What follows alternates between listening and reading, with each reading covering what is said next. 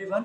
तो आज हमारा केमिस्ट्री आईएससी बोर्ड केमिस्ट्री का पेपर आज हमारा पूरा हुआ और बहुत जल्दबाजी में ये वीडियो हम बना रहे हैं, तो कोई एडिटिंग वगैरह इसमें नहीं हो पाएगी और मैं चाहता हूँ कि ये वीडियो आपके पास जल्दी से जल्दी पहुँचे। और पर्टिकुलरली ये बात है कि आज का पेपर जो था, पेपर होने के बाद उसका डिस्कशन करने का कोई पॉइंट नहीं है, बात समझिएगा। बट इसको हमें ये देखना है कि कहाँ पे सुधार और हो सकता था और कहाँ पे हमने नहीं किया, हमारी कमी कहाँ पे रही। ठीक है, कितने क्वेश्चंस डायरेक्टली एनसीईआरटी से आए हुए थे, कितने क्वेश्चंस एनसीईआरटी के बाहर से आए थे। मैंने पेपर देखा, मैंने मिलाया, मेरे हिसाब से 4 से 5 नंबर का एनसीईआरटी के बाहर से आया था। अब उस 4 से 5 नंबर के लिए बच्चों ने क्या किया होगा कि 95 96 नंबर का पेपर जो एनसीईआरटी से आया था, कोर एनसीईआरटी से, वो भी छोड़ के वो आ गए होंगे। डीएनएफ ब्लॉक के बहुत सारे क्वेश्चंस, मैं एनसीईआरटी लेकर के आया हूं, डीएनएफ ब्लॉक के बहुत सारे क्वेश्चंस इसमें से आए हुए हैं। मैं अभी आपको दिखाता हूं। फिलहाल के लिए अभी हम स्टार्ट करते हैं और ज्यादा टाइम मैं नहीं लूंगा। पेपर का जो लिंक है वो डिस्क्रिप्शन में हम डाल देंगे, आप उसको देख सकते हो। फिलहाल पेपर के डिस्कस होने के बाद हम क्यों, उसका पेपर हो जाने के बाद हम क्यों डिस्कशन कर रहे हैं, हम इसलिए डिस्कशन कर रहे हैं क्योंकि ये आखिरी एग्जाम हमारे जीवन का नहीं है। हमें और भी काफी सारे एग्जाम्स देने हैं। कहां पे हमसे दिक्कत हो गई, जब हमको सारी चीजें पता थी तो भी हम क्यों नहीं कर पाए, ये चीजें हमको यहां पर देखनी है। ठीक है ना, तो स्टार्ट करते हैं without any delay. So let us start. सबसे पहला क्वेश्चन था section A, question number 1 A का पहला part, the primary alcohols are easily oxidize first into. तो पहले एल्कोहल्स किसमें ऑक्सीडाइज होते हैं, एल्डिहाइड्स में ऑक्सीडाइज होते हैं, and then into alcohol, sorry, acids. ठीक है ना, तो पहले एल्डिहाइड में और उसके बाद कार्बोक्सिलिक एसिड। ठीक है, सेकंड वाला, the intermediate activated complex in a chemical reaction is highly. तो जो अनस्टेबल होता है वो, क्योंकि एक्टिवेटेड कॉम्प्लेक्स जो है वो बहुत कम समय के लिए होता है, तो वो काफी ज्यादा क्या होता है, अनस्टेबल होता है। अनस्टेबल होने की वजह से इसके पास क्योंकि बहुत हाई एनर्जी होती है, मैंने बताया कई बार बताया, जिसके पास बहुत ज्यादा एनर्जी है वो बहुत ज्यादा अनस्टेबल होता है। तो बेसिकली यहाँ पे यही चीज है, the intermediate activated complex in a chemical reaction is highly unstable. Unstable क्यों है, बहुत कम टाइम के लिए रहता है। कोई चीज स्टेबल है तो ज्यादा टाइम के लिए रहेगी, फ्रैक्शन ऑफ सेकंड्स के लिए रहता है, due to very very very high energy. हाँ, the coordination number and oxidation state of the complex K4FeCN6। तो देखो कोऑर्डिनेशन नंबर यहाँ पे क्या होगा, कोऑर्डिनेशन नंबर और ऑक्सीडेशन स्टेट पूछ रहा है, तो कोऑर्डिनेशन नंबर यहाँ पे क्या होगा, तो कोऑर्डिनेशन नंबर तो हमारे पास हो जाएगा 6। और हमारे पास जो ऑक्सीडेशन स्टेट आएगी, ऑक्सीडेशन स्टेट हमारे पास कितनी आएगी, तो ऑक्सीडेशन स्टेट यहाँ पे पोटेशियम 4 है और साइनाइड 6, तो -1 और -6 और +4, +2 आ जाएगी। ठीक है ना, ये +2 हो जाएगा। इसके बाद में propanone on reaction with zinc amalgam in presence of conc HCl। Zinc amalgam in the presence of conc HCl हमारा क्लीमेंसन रिडक्शन कराता है, मैंने बताया था आपको, है ना, इससे क्लीमेंसन रिडक्शन होता है। और ये क्या दे देगा, propanone on reaction with zinc amalgam presence of conc HCl gives क्या, क्या एल्केन देगा ना, सीधे से एल्केन दे देगा, है ना, तो प्रोपेन दे देगा। हाँ ठीक है। इसके बाद में हम अगले अगले पे आते हैं, ये हमारा section B, the reaction of primary amino chloroform ethanolic के वजह, कितनी बार यार बताई है, कार्बेलामीन है ये, है ना, नेम्ड रिएक्शन है basically. Which one of the following statement is true for the galvanic cell, ध्यान से देखिएगा जरा। का electron flow from copper electrode to zinc electrode, क्या ये बात सही है? अगर आपने एनसीईआरटी को खोला होता और एक बार इलेक्ट्रोकेमिस्ट्री का वो पहले पहले पन्ने पे जो डायग्राम था उसी को कायदे से देखा होता, तो ये आप गलत करके ना आते, है ना। ये वाला देखो, और जो नोट्स थे उसमें भी था ये, है ना, ये वाला। अब यहाँ पे पेज नंबर 66 आप खोलिए एनसीईआरटी का, उसमें देखिए जरा, करंट का फ्लो कहाँ से कहाँ हो रहा है, कॉपर से जिंक की तरफ। इलेक्ट्रॉन का फ्लो कहाँ से कहाँ हो रहा है, जिंक से कॉपर की तरफ। तो यहाँ पे electron flow from copper to zinc गलत है, current flow from zinc to copper. Current हमारा जिंक से कॉपर में नहीं जा रहा, करंट हमारा कॉपर से जिंक में जा रहा है, करंट हमारा कॉपर से जिंक में जा रहा है। Cations move toward copper electrode, cation move toward zinc electrode. एक बात बताओ, कौन ज्यादा मतलब रिडक्शन पोटेंशियल किसका ज्यादा है, किसका रिडक्शन पोटेंशियल हमारा ज्यादा है? कैटायंस क्या करेंगे, जाएंगे और वहां पे डिपॉजिट होना शुरू हो जाएंगे। तो कैटायंस बेसिकली करेंगे क्या, कैटायंस क्या करेंगे, कैटायंस जो हैं वो इलेक्ट्रॉन्स लेंगे, मतलब उनका होगा रिडक्शन, और वो क्या हो जाएंगे, न्यूट्रल एटम में कन्वर्ट हो जाएंगे। तो मुझे बताओ कि किसका रिडक्शन पोटेंशियल ज्यादा है, कहां पे रिडक्शन होने की संभावना ज्यादा है, बताओ। इलेक्ट्रोकेमिकल सीरीज याद करो, जो नीचे होगा उसका रिडक्शन पोटेंशियल ज्यादा होगा, बोलो, जो नीचे होगा उसका रिडक्शन पोटेंशियल ज्यादा होगा, है ना। तो यहां पे क्या होगा, लिखबा सरकाना मग अल मंजन क्रोफीको नीपब हाई कोर्ट, कॉपर, कॉपर नीचे है, उसका रिडक्शन पोटेंशियल ज्यादा है। रिडक्शन पोटेंशियल ज्यादा होने का मतलब क्या है, वहां पे रिडक्शन हो सकता है, तो कॉपर पे जाकर के क्या होगा, cations move towards the copper electrode, ठीक है। सी ऑप्शन मेरे हिसाब से सही होगा, cations move towards the copper electrode. Cations जो है वो किधर जाएंगे, कॉपर इलेक्ट्रोड की तरफ जाएंगे, ठीक है। विच one of the following compound is diamagnetic and colourless, K2Cr2O7 ZnSO। यार देखो Zn2+ स्टेट में है, यहाँ पे Zn2+ स्टेट में अगर हम जिंक की इलेक्ट्रॉनिक कॉन्फ़िगरेशन लिखेंगे तो 3d10 4s2 आएगा। Zn2+ स्टेट में है तो 2 इलेक्ट्रॉन 4s2 से आप निकाल दिए तब भी 3d10 आ रहा है, मतलब फुली फिल्ड है, कोई भी अनपेयर्ड इलेक्ट्रॉन नहीं है। जब कोई भी अनपेयर्ड इलेक्ट्रॉन नहीं है तो कहां से ये कोई कलर दिखा पाएगा, इसमें डी ट्रांजिशन ही नहीं होगा, ये एक्साइट ही नहीं करेगा। कोई अनपेयर्ड इलेक्ट्रॉन होता है तभी तो कलर दिखाता है। तो डायमैग्नेटिक भी है और कलरलेस भी है ZnSO4। For a first order reaction, the half life period is proportional to the initial concentration। Half life period का फॉर्मूला याद करिए, half life period is 0.693 upon के फर्स्ट ऑर्डर रिएक्शन के लिए half life period initial concentration पर depend नहीं करती, ठीक है। तो डी ऑप्शन इसका सही हो जाएगा। फिर हमारा मैच द फॉलोइंग क्वेश्चंस हैं। फेनॉल हमारा क्या बना रहा है, तो फेनॉल हमारा एजोडाई बना देता है, हमने पढ़ाया है अमाइंस में। इसके बाद ईडीटीए की अगर हम बात करें तो ईडीटीए हमारा एक हेक्साडेंटेट लिगैंड है। आइडियल सोल्यूशन की अगर हम बात करें तो हेक्सेन प्लस हेप्टेन, और इंसुलिन एक ग्लोबुलर प्रोटीन है, 51 अमाइनो एसिड से मिलकर के बनता है, एनसीईआरटी का ही है ये चीज, ठीक है ना। इसके बाद आगे बढ़ते हैं, एक मिनट, हाँ। If a solution contains both H+ and Na+ ions, the H+ ions are reduced first at cathode. तो H+ आयंस रिड्यूस होते हैं पहले कैथोड पे, H+ और Na+ है, बिल्कुल सही बात है, क्योंकि H+ नीचे आ रहा है। इस इलेक्ट्रोकेमिकल सीरीज में H+ नीचे है, हाइड्रोजन नीचे है, तो वो रिडक्शन पोटेंशियल उसका ज्यादा है, ठीक है ना। तो जिसका रिडक्शन पोटेंशियल ज्यादा उसका रिडक्शन हो जाएगा। तो the H+ ion are reduced first at cathode, ठीक है। हाँ सही बात है, cations with higher E0 value are reduced first at cathode, बिल्कुल सही बात है, बिल्कुल सही बात है, बिल्कुल सही बात है। तो असर्शन रीजन दोनों ही सही है और रीजन करेक्ट एक्सप्लेनेशन दे रहा है असर्शन का, कोई भी इधर उधर की बात इसने नहीं करी है। इसके बाद में addition of bromine water to 1 butene gives 2 optical isomers. मैंने आपको बताया था कायरलिटी के बारे में, कायरल कार्बन। कायरल कार्बन क्या होते हैं, जिनके चारों वैलेंसीज अलग अलग होती हैं, ठीक है, वो कायरल कार्बन होता है। अब अगर हम ब्रोमीन वाटर ऐड करेंगे ब्यूटवन-ईन में, तो ब्रोमीन वाटर जैसे ही हम ऐड करेंगे तो हमारे पास विसिनल डाइहैलाइड बनेगा या विसिनल डाइब्रोमाइड बनेगा। उसमें देखोगे कि आपको 2 ऐसे कार्बन मिलेंगे जो कि कायरल होंगे, मतलब जिनकी चारों वैलेंसी अलग अलग होंगी। 2 कार्बन आपको ऐसे मिलेंगे, आप देखना 2 कार्बन जिस पे ब्रोमीन लगा हुआ है वो दोनों ही कार्बन कायरल होंगे। इसकी वजह से कायरलिटी की वजह से क्या होगा कि ऑप्टिकल आइसोमर शो करेगा। Again both assertion reason are true and reason is the correct explanation for the assertion, बिल्कुल सही बात है, बिल्कुल सही बात है। इसके बाद में हमारे पास calculate the mass of ascorbic acid. बच्चे तो यही सोच के हमने तो पढ़ा ही नहीं एस्कॉर्बिक एसिड, उससे तुम्हें मतलब भी नहीं है, तुम्हें उससे मतलब ही नहीं। एस्कॉर्बिक एसिड इज बेसिकली और विटामिन सी, ठीक है, एस्कॉर्बिक एसिड होता है। तो calculate the mass of ascorbic acid, इसका मॉलिक्यूलर मास तुम्हें दिया हुआ है, तुम्हें स्ट्रक्चर से कोई मतलब नहीं है ना उसके फॉर्मूले से कोई मतलब है।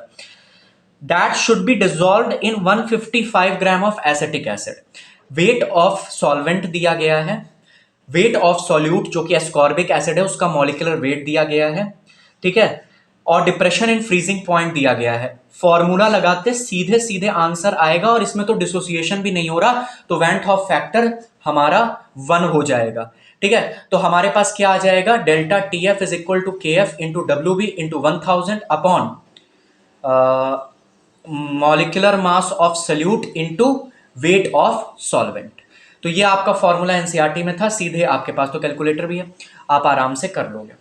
Give a reason for the following, Cu2+ salts are paramagnetic. Cu+ salt, कितना वाहियात सवाल, इससे वाहियात सवाल क्या हो सकता है, आप खुद बताओ। Cu2+ सॉल्ट्स आर पैरामैग्नेटिक, अरे यार कॉपर की इलेक्ट्रॉनिक कॉन्फ़िगरेशन लिखते हैं तो कॉपर का एटॉमिक नंबर कितना होता है, जिंक का एटॉमिक नंबर होता है 30, scandium, titanium, vanadium, chromium, manganese, iron, cobalt, निकल, कॉपर 29 होता है कॉपर का एटॉमिक नंबर। उसकी जब हम इलेक्ट्रॉनिक कॉन्फ़िगरेशन लिखेंगे तो क्या आएगी 3d9 4s2, लेकिन इसमें एक्सेप्शन होता है, तो ये होता है हो जाती है 3d10 4s1, 3d10 4s1। अब क्या होगा कि 3d9 4s2 CO2 plus salts. अब देखो 3d9 4s1 आ रही थी, जिसके बाद हमने क्या कर दिया 3d9 4s2 आ रही थी, जिसके बाद क्योंकि एक्सेप्शन होता है एक हाफ फिल्ड एक फुल फिल्ड, तो ये एक्स्ट्रा स्टेबल हो जाएगा। तो हम क्या लिखते हैं 3d10 4s1। जब CO2 प्लस मतलब 2 इलेक्ट्रॉन्स निकालेंगे तो डी सबशेल में बचेंगे 9 इलेक्ट्रॉन्स, जिसमें एक इलेक्ट्रॉन हमारा अनपेयर्ड रह जाएगा। एक इलेक्ट्रॉन अनपेयर्ड रह जाने की वजह से CO2 प्लस पैरामैग्नेटिक हो जाएगा, और Cu प्लस क्या हो जाएगा कि अब एक इलेक्ट्रॉन निकालेंगे तो हमारे पास, तुम खुद बताओ, हमारे पास 4s में कितने थे 3d10 4s1, 3d10 4s1, एक इलेक्ट्रॉन निकालेंगे तो भी डी सबशेल में 10 इलेक्ट्रॉन्स हैं, तो भी डी सबशेल में हमारे पास 10 इलेक्ट्रॉन्स हैं। जब 10 इलेक्ट्रॉन्स हैं तो कोई भी उसमें ट्रांजिशन नहीं होगा और वो डायमैग्नेटिक से सारे पेयर्ड होंगे। डी सबशेल में हमारे 10 इलेक्ट्रॉन्स आ सकते हैं, सारे पेयर्ड होंगे। Mn2 plus compound more stable, एक बार इलेक्ट्रॉनिक कॉन्फ़िगरेशन लिख लेते, 10 बार मैंने बताया हुआ है। स्ट्रक्चर ऑफ एटम में भी 11th में मैं कई बार समझाता हूं कि half filled full field orbitals extra stable होते हैं। Half filled full field orbitals extra stable होते हैं। अब अगर तुमने एनसीईआरटी भी खोली होती तो मैं तुम्हें पेज नंबर बता रहा हूं, जस्ट वेट अ मिनट, मैं तुम्हें पेज नंबर बता रहा हूं, जस्ट वेट अ मिनट। हाँ जी, पेज नंबर 222 खोलिए, सेकंड पैराग्राफ खोलिए। सेकंड पैराग्राफ में आपके पास 1 2 3 4 5 6 7 8 9 9th लाइन देखिए। The trend in the third ionization enthalpies is not complicated by the 4s orbital factor and shows the greater difficulty of removing an electron from the d5, that is Mn2+। तो Mn2+ की electronic configuration क्या है d5। अब d5 है मतलब D subshell में 5 electron, मतलब half filled subshell है, वहां से इलेक्ट्रॉन निकालना बहुत ज्यादा मुश्किल होगा, तो इस वजह से ये ज्यादा स्टेबल है। और अगर हम बात करें Fe2+ कंपाउंड्स की, तो Fe2+ कंपाउंड में इलेक्ट्रॉन निकालना आसान होगा क्योंकि वो फुल फिल्ड या हाफ फिल्ड नहीं है, तो वहां से निकालना आसान होगा, इसलिए वो अनस्टेबल है। तो Mn2+ में हाफ फिल्ड डी ऑर्बिटल है, d5 इलेक्ट्रॉनिक कॉन्फ़िगरेशन आएगी अगर आप, और ऐसे भी आप कर लो scandium titanium vanadium chromium manganese, तो 25 3d5 4s2, देखो 3d5 आ रहा है, 3d5 मतलब इलेक्ट्रॉन निकालना बेइंतहा मुश्किल है। समझ में आ रही बात। और अगर हम आयरन की बात करें, scandium titanium vanadium chromium manganese iron, 3d6 4s2, 3d6 4s2 का मतलब क्या है कि इलेक्ट्रॉन निकालना आसान है। बोलो, हाफ फिल्ड भी नहीं है फुल फिल्ड भी नहीं है, तो एक इलेक्ट्रॉन हम आराम से निकाल सकते हैं, तब वो Fe3+ बन जाएगा। Fe3+ बन जाएगा तो वो स्टेबल हो जाएगा, क्योंकि तब उसकी इलेक्ट्रॉनिक कॉन्फ़िगरेशन क्या होगी 3d5 हो जाएगी, है ना। चलिए आगे बढ़ते हैं।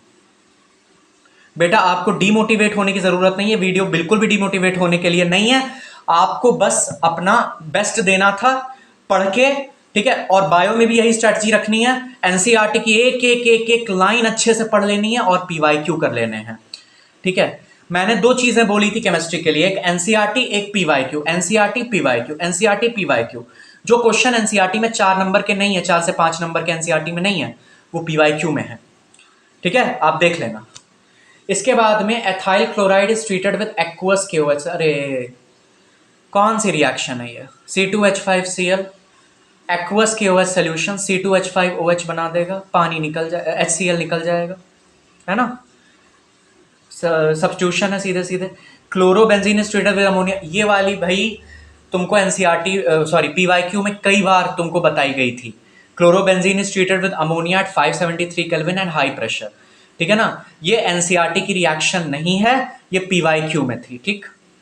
क्वेश्चन 4 पे आ गए हम क्या, क्वेश्चन 3, हाँ क्वेश्चन 4 पे। क्वेश्चन 5 देखिए, alkylamine is soluble in water whereas arylamine is insoluble in water. क्यों, एल्काइलामीन में हाइड्रोजन बॉन्डिंग हो जाती है, इलेक्ट्रॉन्स वहां पे डीलोकलाइजेशन में नहीं जाते हैं, इलेक्ट्रॉन्स वहां पर डीलोकलाइज्ड नहीं होते हैं एल्काइलामीन्स में। एराइलामीन्स में जैसे कि एनिलीन हो गया, इलेक्ट्रॉन्स डीलोकलाइजेशन में चले जाते हैं, बेचारे देंगे कहां से इलेक्ट्रॉन्स हाइड्रोजन बॉन्डिंग के लिए, बोलो मुझे, है ना, थोड़ा दिमाग लगाते।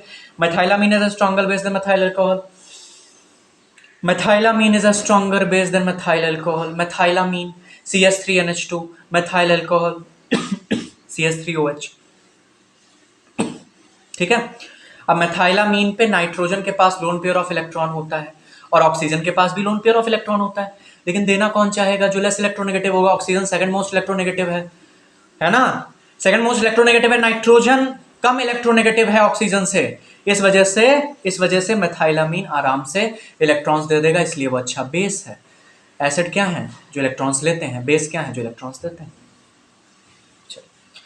EMF of the following cell. अच्छा, अब इसमें बच्चों ने गलती क्या करी है? इसमें बच्चों ने गलती करी है कैथोड एनोड कुछ भी मान लिए हैं अपने मन से।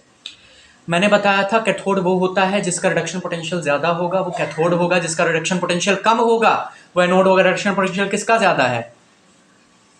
रिडक्शन पोटेंशियल किसका ज्यादा है? Ag प्लस Ag का। और जो राइट हैंड साइड में है ऑलरेडी वो कैथोड है, तो कैथोड 0.80 माइनस 0.34 हमारे पास क्या आ गया?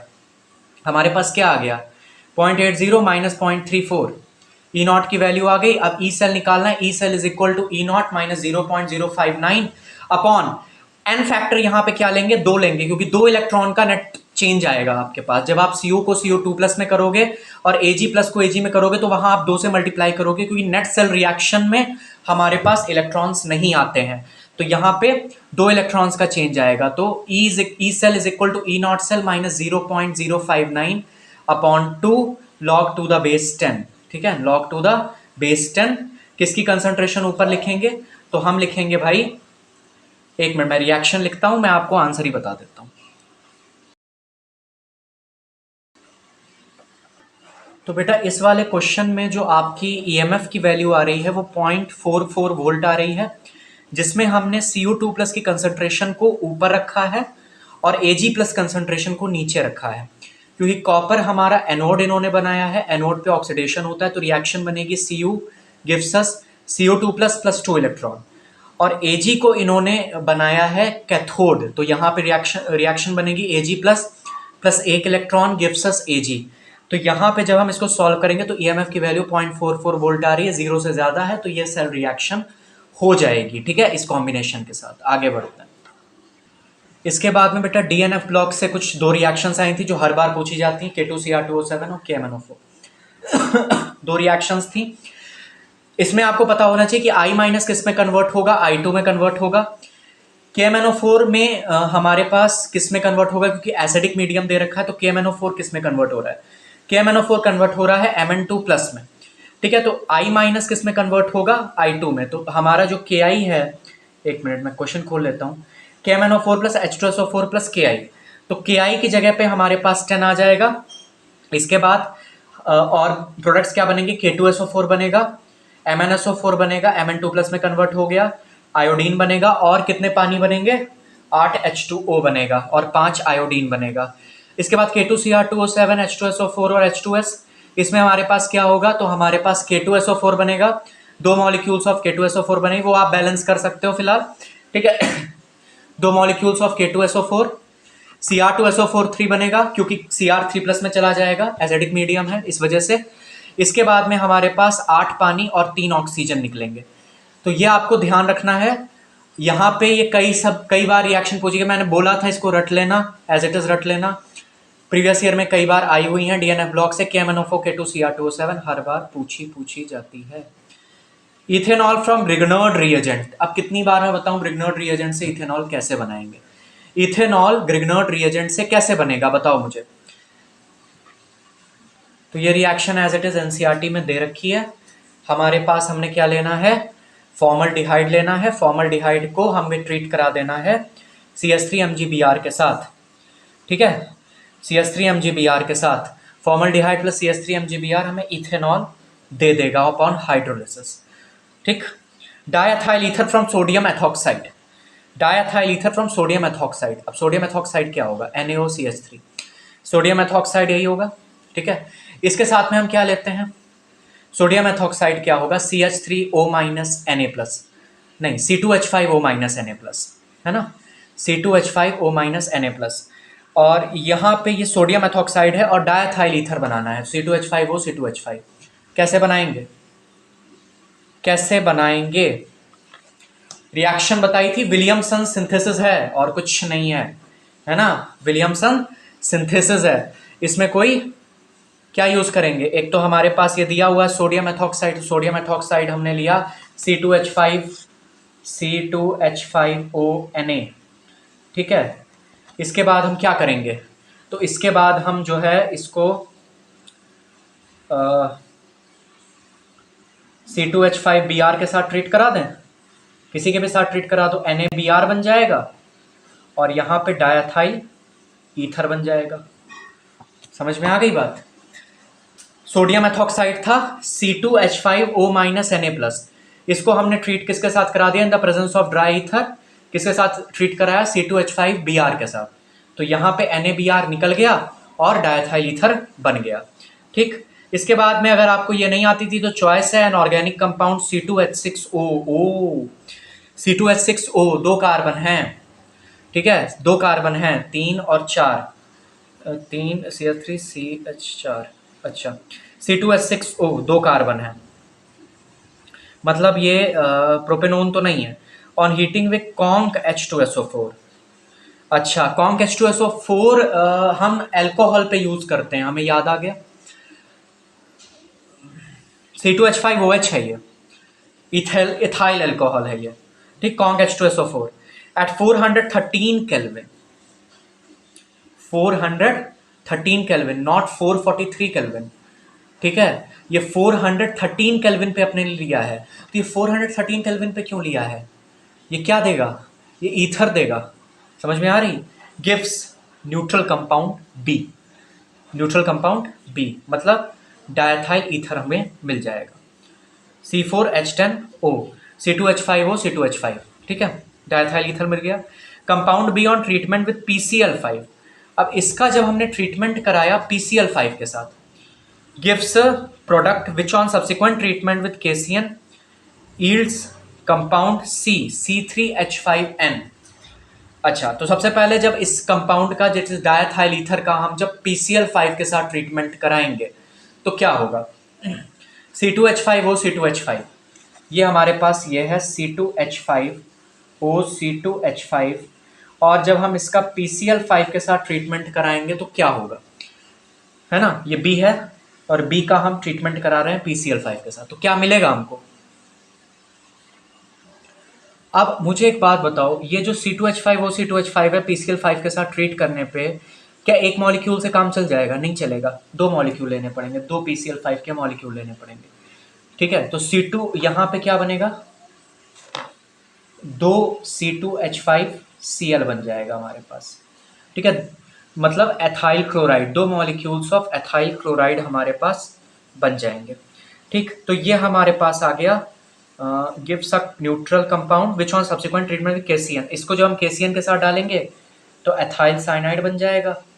एथाइल साइनाइड की कंप्लीट हाइड्रोलिसिस कराने पे क्या होगा, क्या होगा, एसिड मिल जाएगा। कंप्लीट जब हाइड्रोलिसिस करा देंगे तो हमारे पास क्या हो जाएगा कि एसिड मिल जाएगा, C2H5COOH, ठीक है ना, 2 ऑक्सीजन, 6 हाइड्रोजन और 3 कार्बन। तो इस तरीके से हमारे पास जो A कंपाउंड आया वो एथाइल अल्कोहल आया, B कंपाउंड आया डायथाइल ईथर आया, C कंपाउंड हमारे पास जो आया वो आया हमारे पास एथाइल साइनाइड, और D कंपाउंड हमारे पास आया कार्बोक्सिलिक एसिड, ठीक है। डी कंपाउंड हमारे पास है कार्बोक्सिलिक एसिड, मोर स्पेसिफिकली अगर हम बात करें तो प्रोपेनोइक एसिड, मिथित प्रोपेनोइक एसिड, ठीक है। चलिए आगे बढ़ते हैं। ऑस्मोटिक प्रेशर पर सवाल दिया गया है, the osmotic pressure of blood at 37 degree Celsius has been given to be 8.21 ATM, ठीक। How much glucose in gram should be used per litre of aqueous solution for intravenous injection, so it is isotonic with blood. तो osmotic pressure जो blood का दिया गया है वो 8.21 ATM है, ठीक है। तो पाई आपको दिया है 8.21, ठीक है। सी मतलब number of moles upon volume of solution in litre, वो कंसंट्रेशन है। तो number of moles of glucose आप निकाल देंगे, आर की वैल्यू आपको यूज करनी है 0.0821, और टेम्परेचर आपको दे रखा है 37, इसको केल्विन में कन्वर्ट करना मत भूलिएगा। तो ये हमारे पास आ गया pi is equal to C into RT, ठीक है। इसके बाद में जब आप नंबर ऑफ मोल्स निकाल लेंगे तो नंबर ऑफ मोल्स होता है weight upon molecular weight, weight upon molecular weight आपका है 180, वेट आप निकाल लेंगे नंबर ऑफ मोल्स का यूज करके। बस यही क्वेश्चन था। एनसीईआरटी की एक्सरसाइजेस सोल्यूशन चैप्टर की पेज नंबर 62 पे 2.20 वाला क्वेश्चन देखो। AIEEE में भी कई बार आया हुआ है, नीट में भी पूछा गया था, और ये वाला क्वेश्चन बहुत इंपॉर्टेंट भी है, और इसी पे ये वाला सवाल उससे आसानी है, बहुत आसान है बेसिकली। ठीक है, आइसोटोनिक सोल्यूशन पे है। तो ये हो गया। क्वेश्चन नंबर 10 देखेंगे। An aromatic carboxylic acid which readily सब्लाइम्स on heating, एक कार्बोक्सिलिक एसिड है, produces compound be on treatment with PCl5। ठीक है, तो कोई इथेनॉइल क्लोराइड वगैरह कुछ दे रहा होगा, हालांकि हमें कुछ पता तो है नहीं। Compound B when reduced in the presence of palladium catalyst. अच्छा, molecular formula of compound D दे रखा है सीधे सीधे। Oh my God, C14H12O2। 14 carbon है, आप सोचिए 14 कार्बन। आप सोच सकते हो 14 कार्बन है, तो यह साधारण तो है नहीं। रुको एक minute. Compound B when reduced in the presence of palladium catalyst, Rosenmund है, poison by sulphur in xylene solution gives compound C, that is this is analdehyde. When compound C is condensed in the presence of alcoholic KCl, ओए ओए ओए, तो ये benzoin condensation चल गई, ये benzoin condensation है, और आखिरी में हमको ये डी दे रखा है। ठीक है, ये बेंजोइन कंडेंसेशन है। ठीक है, तो अब हमारे पास क्या होगा? डी तो हमारे पास बेंजोइन होगा, सी हमारे पास क्या होगा? सी हमारे पास क्या होगा? सी हमारे पास क्या होगा? बेंजल डिहाइड होगा, है ना। सी हमारे पास क्या होगा? बेंजल डिहाइड होगा, क्योंकि ये रोजनमंड रिडक्शन से हुआ है तो एल्डिहाइड होगा। बी हमारे पास क्या होगा? When reduce in the presence of palladium catalyst over BSO4, तो ये हमारे पास होगा बेंजोइल क्लोराइड, बी होगा बेंजोइल क्लोराइड। और ए हमारे पास क्या होगा? ए हमारे पास होगा बेंजोइक एसिड, है ना। ए हमारे पास होगा बेंजोइक एसिड, बेंजीन रिंग पे COOH ग्रुप, ये हो गया हमारे पास। ठीक है, इसके बाद में हम आते हैं क्वेश्चन नंबर 11 पर। अब देखो यहाँ पे लैंथेनियम, और हमारे पास दूसरा क्या है, एक मिनट, लैंथेनियम हाइड्रोक्साइड एंड ल्यूटिटियम हाइड्रोक्साइड, है ना।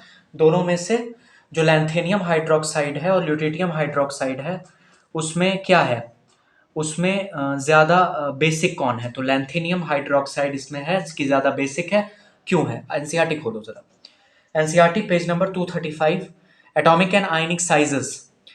The overall decrease in atomic and ionic radii from lanthanum to lutetium.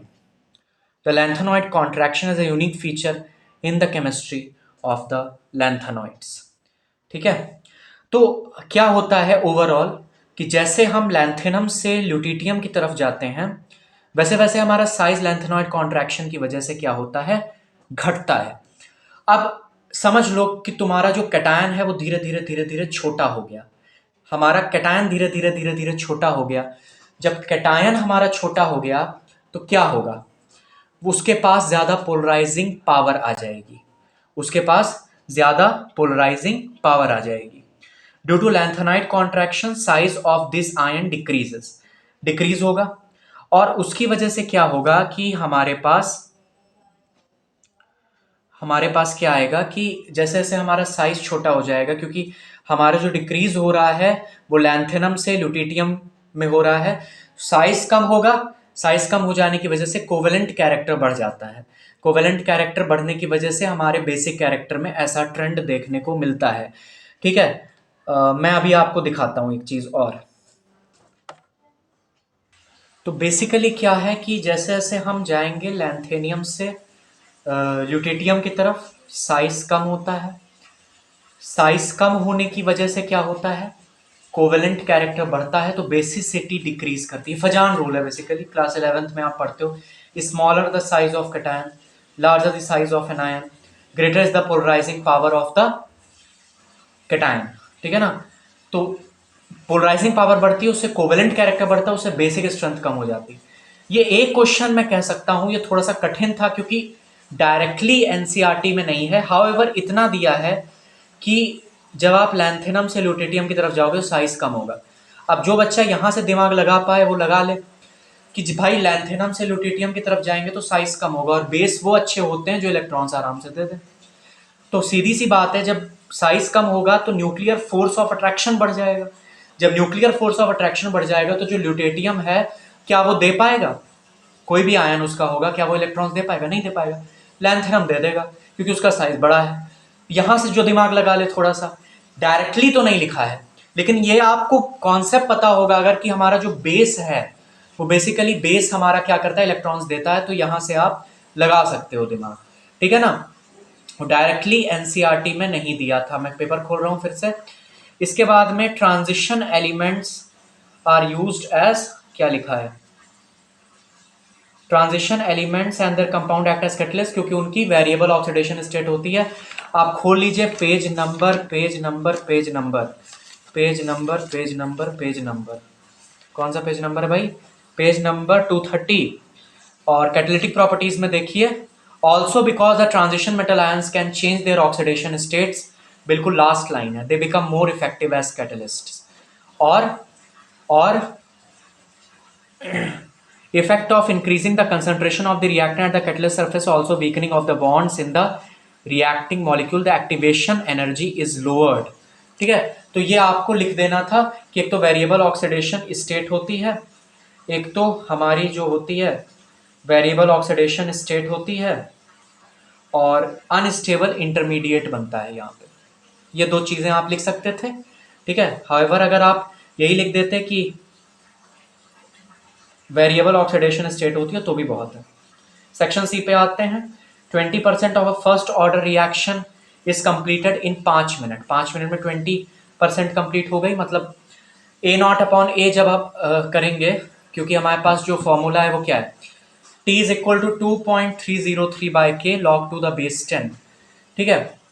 A not upon ए यही होता है। तो आपको क्या करना होगा कि बेसिकली 20% कंप्लीट हो गई तो बचा कितना, इसकी कंसंट्रेशन कितनी बची, 80 बची, ठीक है। How much time will it take, will the 60% reaction complete होने के लिए कितना टाइम लगेगा। तो 5 मिनट आपको दे रखा है, 60% कंप्लीट हो गया मतलब 40% बचेगा। समझ में आ रही बात? तो ए की वैल्यू 40 हो जाएगी, ए नॉट की वैल्यू आप 100 लेंगे, ठीक है। देखो कहाँ पे है ये ऐसा क्वेश्चन, ऐसा क्वेश्चन आप केमिकल काइनेटिक्स जब आप खोलोगे तो केमिकल काइनेटिक्स में मैंने भी आपको दिए थे half life of a reaction में।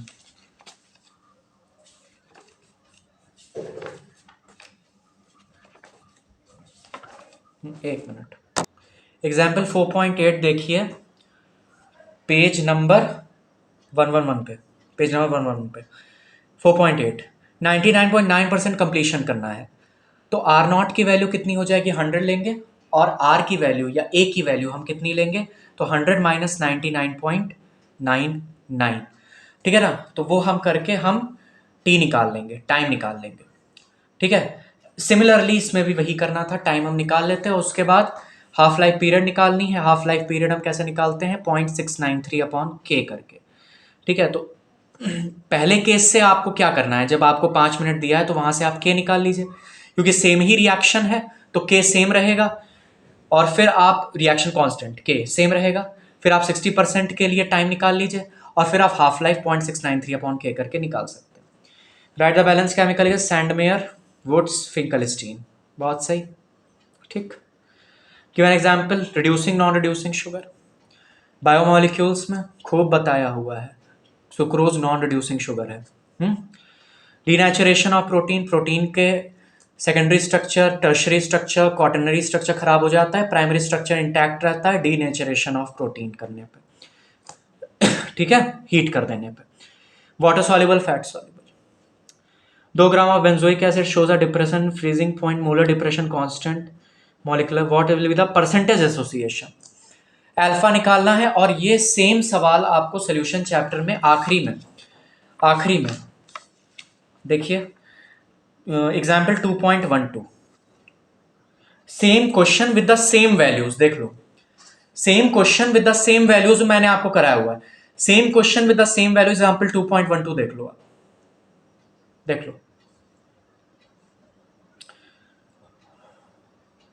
चलिए question number 16, phenol is stronger acid than aliphatic alcohols, क्योंकि H प्लस आयन देने के बाद फेनॉक्साइड आयन बनाता है, फेनॉक्साइड आयन रेजोनेंस से स्टेबलाइज होता है। Ethanol gives iodoform reaction where as methanol does not give iodoform reaction. तो इथेनॉल क्यों देता है? कौन सा ग्रुप बताया था? CH3 CHOH ग्रुप इथेनॉल के पास होता है, मीथेनॉल के पास ये ग्रुप नहीं। अब देखो, ether should not be distilled to dryness. Again ये क्वेश्चन एनसीईआरटी के बाहर का है। तो कितने क्वेश्चन हमें मिले एनसीईआरटी के बाहर से? 2। ठीक है, 2। ठीक। Ether should not be distilled to dryness, ये एनसीईआरटी के बाहर का सवाल है। पेरोक्साइड बना लेते हैं। ठीक, कोई नहीं। CH3COH, CH3CONH2, bromine plus KOH, सीधी सी बात है, हॉफमैन ब्रोमामाइड है। फिर CHCl3 प्लस NaOH, एल्कोहलिक कार्बाइलामीन है। ठीक है। इसके बाद में CH3Br in the presence of KCN, CH3CN, फिर लिथियम एल्यूमिनियम हाइड्राइड से इसका रिडक्शन करा रहे हैं। तो यहाँ पे हमारे पास वही बन जाएगा अमाइन, और HNO2 के साथ मिलकर के एल्कोहल बना लेगा। Similarly, how will the following be converted? आप ये वाला ज़्यादा अच्छा था, ये वाला आप कर सकते थे। Ethyl bromide to ethyl isocyanide, aniline to benzoin. बहुत बहुत बहुत वाहियात सवाल। Benzene diazonium chloride to phenol, सीधे सीधे एनसीईआरटी से सवाल है। Aniline to benzene diazonium chloride क्या है यार, है ना? NaNO2 प्लस HCl, 0 से 5 डिग्री सेल्सियस पे benzene diazonium chloride to phenol. कैसे करोगे यार? एनसीईआरटी खोल के एक बार देखो, पीछे अमाइंस चैप्टर में सबसे पीछे ये सारी रिएक्शंस आपको दे रखी हैं। ठीक। Ethyl bromide to ethyl isocyanide कैसे बनाओगे? तो यार तुम खुद बताओ, ethyl bromide to ethyl isocyanide तुम कैसे बनाओगे? है कोई तरीका? एथाइल ब्रोमाइड से एथाइल आइसोसाइनाइड पढ़ा है तुमने? मैंने आपसे कहा था हेलो एल्केन और हेलो एरीन के चैप्टर में, जब हम AgCN लेते हैं तो आइसोसाइनाइड बनता है, और जब हम KCN लेते हैं तो साइनाइड बनता है। तो एथाइल ब्रोमाइड टू क्या है यार? Ethyl bromide to ethyl isocyanide, यही बनाना है। तो C2H5Br को कन्वर्ट कर देना है किसमें? C2H5CN में। ठीक है, C2H5CN में कन्वर्ट कर देना। अब सुनना मेरी बात ध्यान से, ये मैंने तुम्हें बताया हुआ है कि जब आप AgCN के साथ ट्रीटमेंट करा देते हो तो क्या बनाता है? आइसोसाइनाइड बनाता है, जबकि KCN के साथ वो साइनाइड बनाता है। ठीक है। हेलो एल्किन वाला वीडियो आप देख लेना, उसमें जब मैं न्यूक्लियोफिलिक सब्स्टिट्यूशन डिस्कस कर रहा था तो मैंने ये 2 चीजें आपको टेबल से बताई थी। ठीक है। इसके बाद में अगेन क्वेश्चन नंबर 18 देखते हैं। First order reaction 50% complete in 40 minute 300 Kelvin and in 20 minute at 320 Kelvin. Calculate the activation energy of this reaction. गजब सवाल है और बिल्कुल इसमें कुछ नहीं। A first order reaction is 50% complete in 40 minutes at 300 Kelvin. 40 minutes पे 300 Kelvin and 20 minutes पे 20 minutes at 320 Kelvin। दोनों के लिए K निकाल लो, दोनों टेम्परेचर्स के लिए K निकाल लो। कौन सी यूज करके? 2.303 upon T log to the base 10 क्या? A0 अपॉन ए। ये करके आप क्या निकाल सकते हो? ये करके आप K निकाल सकते हो। K निकाल लो। पहले तो आप जब हमारी रिएक्शन 50% कंप्लीट हो रही है 40 मिनट में, तब K निकाल लो, और K हमारा बदल जाता है टेम्परेचर को बढ़ा देने से, है ना? और 20 मिनट्स में जब कंप्लीट हो रही है 320 केल्विन पे, तब K निकाल लो। और फिर आपको मालूम है log K2 upon K1 is equal to क्या होता है? log K2 अपॉन K1, अच्छा, log K is equal to log A minus E upon 2.303 RT। ये तो पता है, log K is equal to log A minus E upon 2.303 RT। ये पता है ना? अच्छा, log K2 अपॉन K1 क्या होता है? log K2 अपॉन K1 होता है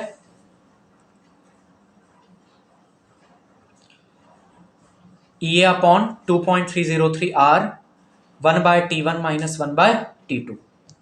ठीक है, तो यहां से आप करके एक्टिवेशन एनर्जी की भी वैल्यू निकाल सकते हो। मैं आपको दिखा देता हूं क्वेश्चन।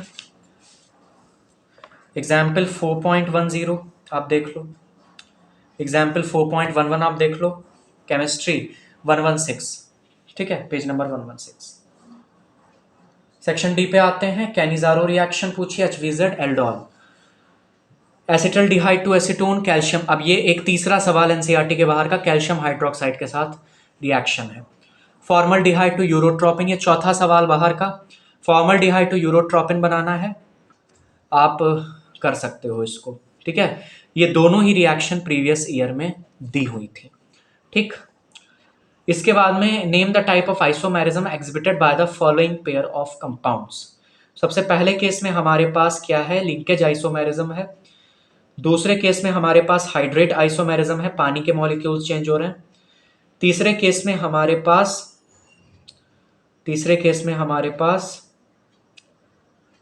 PTNS34Cl2Br2 और PTNS34Br2Cl2।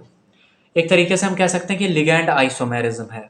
ठीक है, एक तरीके से हम कह सकते हैं कि लिगैंड आइसोमेरिज्म है। इसके बाद IUPAC नेम लिखना है, ये तो आप कर ही लिए होगे, इसमें तो कोई दिक्कत नहीं है।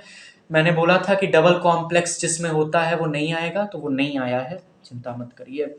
स्पेसिफिक कंडक्टेंस दे रखी है, कोलरॉश लॉ पे सवाल आया हुआ है। इसके बाद में हमने करना था कैलकुलेट द टाइम हाँ देखो, यहाँ पे सीधे सीधे सीधी बात है, 2 फराडे चार्ज जो है वो 63.5 ग्राम कॉपर को डिपॉजिट करेगा। तो 1.27 ग्राम कॉपर को डिपॉजिट करने के लिए कितना फराडे चार्ज चाहिए होगा, और उस चार्ज को आप I इंटू टी से इक्वेट कर दीजिए, तो आपको क्या मिल जाएगा, टाइम मिल जाएगा। करंट आपको दे रखा है 2 एम्पियर, तो टाइम आपको मिल जाएगा। और उसके बाद फिर आप दूसरा कर सकते हैं, resistance of a conductivity cell with 0.1 m KCl solution is 200 ohm. अच्छा, ये वाला question as it is NCERT का ही सवाल उठ करके आया हुआ है, आपको मैं दिखा देता हूं। आप खोलिए पेज नंबर खोलो,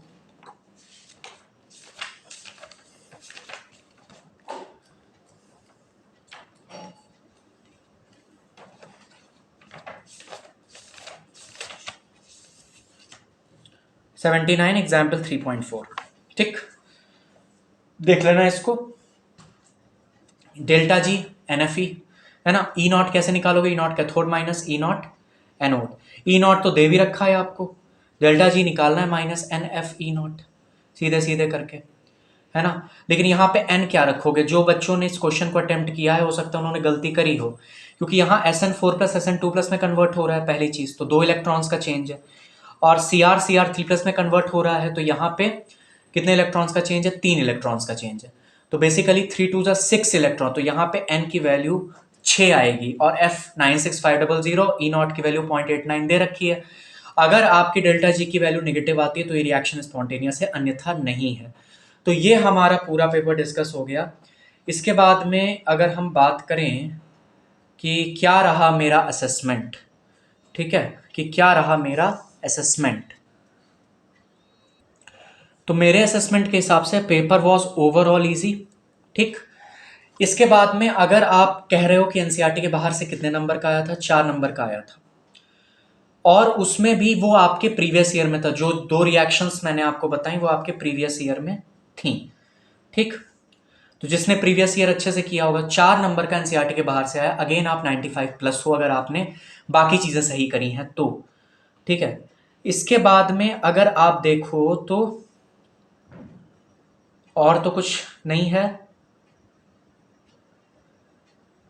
ऐसा जो कि मुझे बताना है। तो अब बेटा क्या करना है, देखो क्वेश्चंस एनसीईआरटी से ही आ रहे हैं, मैंने आपको एज इट इज बता भी दिया कहाँ कहाँ से सवाल आए, कुछ कुछ तो as it is similar values के साथ उठ के आए हैं।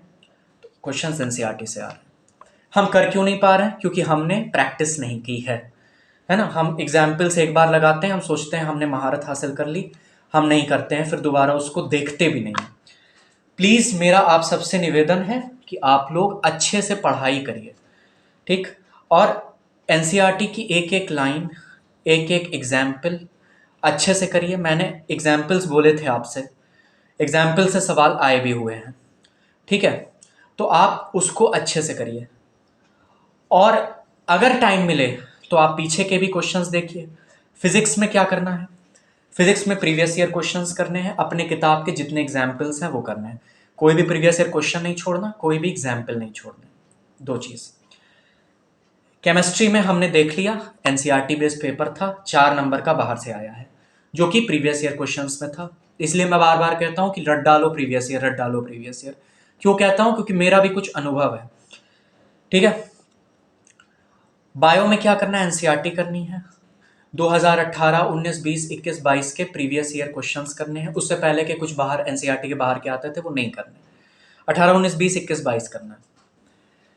तो इतना हम जब कर लेंगे तो हम कह देंगे कि हम 95 के ऊपर हैं, पक्की बात है। देखो 100 ऑन 100 ये थोड़ा लक का भी खेल होता है। हमने मेहनत की, हमारे नहीं आए, 100 ऑन 100 लक का भी खेल है, लेकिन 95 प्लस आपके हार्डवर्क पे है। ठीक है, तो आप हार्डवर्क करते रहिए और इससे कोई डिमो जिनका खराब हुआ है, देखो तुम्हारे पास अभी तुम्हारा ऑप्शनल सब्जेक्ट बचा हुआ है, तुम्हारे पास फिजिक्स है, अभी तुम्हारे पास बायोलॉजी है, तुम अच्छे से कर सकते हो। ठीक है, तो तुम करो प्लीज, है ना। आगे देखो, अपने ऑप्शनल पे ध्यान देना। जो ये हो गया, अब तो रिजल्ट आएगा तभी पता चलेगा। कुछ बच्चों के पे मेरे पास फोन आ रहे हैं कि भाई हम 90 प्लस हैं, हम 90 प्लस हैं, है ना। एक बच्चे को मैंने ऑफलाइन पढ़ाया, बाकियों को 2-3 लोगों को मैंने ऑनलाइन भी पढ़ाया था। केमिस्ट्री कुछ क्लासेस उनकी ली थी, तो उनके सबके फ़ोन आ रहे हैं कि भाई हमारे 90 प्लस हैं। अभी तक मुझे ऐसा तो कोई नहीं मिला कि जिसके 90 प्लस नहीं है, लेकिन अगर कोई ऐसा है जिसके 90 प्लस नहीं है तो these marks don't matter at all. ठीक है, आप ध्यान रखना, आगे जब आप एग्जाम देना तो आप एनसीईआरटी को बेस बनाना, एक भी लाइन नहीं छोड़नी है, एक एक लाइन करनी है, इंटेक्स क्वेश्चन, एग्जाम्पल सब कुछ लगा लेने हैं। ठीक है। फिजिक्स के लिए पीवाईक्यू, एग्जाम्पल्स, पीवाईक्यू में जितने थ्योरी बेस्ड सवाल है और एग्जाम्पल्स, कुछ बाहर से नहीं आएगा, मेरी गारंटी है। चलिए, आज के लिए इतना ही बहुत है, और इस पेपर को डिस्कस करने का जो मतलब था वो मैंने पहले क्लियर कर दिया। ये आखिरी एग्जाम नहीं है, अभी बहुत सारे एग्जाम देने हैं जिसमें यही सब पूछा जाएगा। तो प्लीज़ उसको ध्यान रखो, जो गलतियां हुई आगे नहीं रिपीट करनी है, क्योंकि इससे तुम्हें कॉलेज नहीं मिल रहा। कॉलेज तुम्हें किससे मिलेगा? जो तुम कॉम्पिटेटिव एग्जाम्स दोगे उससे। फिलहाल जो भी चीज़ें पढ़ाई हुई थी वही आई हैं, तो आपको भी खुश होना चाहिए कि मेहनत हमारी कहीं ना कहीं ऊपर वाला देख रहा है। चलिए, थैंक यू वेरी मच।